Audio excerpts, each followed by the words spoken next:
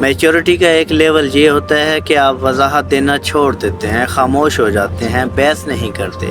اگر آپ کو کوئی برا بھلا بھی کہہ دے تو یہ کہہ کر مسکرا کر آگے بڑھ جائیں گے، یس آئی ایم۔ اس کا مطلب یہ نہیں ہوتا کہ آپ سچ میں ویسے ہی ہوتے ہیں۔ فرق صرف یہ ہے کہ وہ بات آپ کے لیے اہمیت نہیں رکھتی۔ گاڑی کے پیچھے کتا کچھ فاصلے تک بھونکتا ہے اور دوڑتا ہے۔ نہ یہ کتا آپ سے گاڑی چھین لیتا ہے، نہ گاڑی میں بیٹھ سکتا ہے، اور نہ ہی اسے گاڑی چلانی آتی ہے۔ بس خواہ مخواہ بھونکنا اس کی عادت بنی ہوئی ہے۔ ایسے ہی زندگی کے سفر میں جب آپ اپنی منزل کی طرف رواں دواں ہوتے ہیں تو کچھ اسی اعداد کے لوگ بنا کسی مقصد کے آپ کی راہ میں رکاوٹ پیدا کرنے کی کوشش کرتے ہیں۔ اس لیے جب آپ اپنی منزل پر رواں دواں ہوں اور لوگ آپ کی راہ میں رکاوٹ ڈالنے کی کوشش کریں تو ان سے الجھنے کے بجائے اپنی منزل کی طرف رواں دواں رہیں۔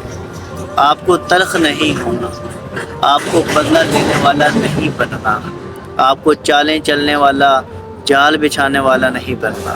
آپ کو ایسا بھی نہیں بننا کہ آپ شاطر کہلائیں، اور ایسا بھی نہیں کرنا کہ آپ گڑھے کھودیں۔ زخم ہیں اور دل پر ہیں، روح ہیں، لیکن ان کے لیے مرہم بدلہ تیار نہ کریں۔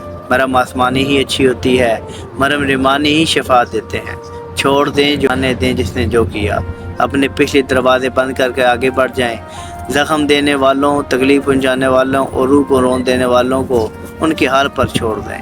اپنا حال ٹھیک کریں، کیونکہ آپ کو وہ نہیں بننا جو حالات آپ کو بنا رہے ہیں، آپ کو وہ بننا ہے جو آپ کو اعمال بناتے ہیں۔ رب کا بندہ، بندہ مومن انسان، انشاءاللہ کامیابی آپ کی منتظر رہے گی۔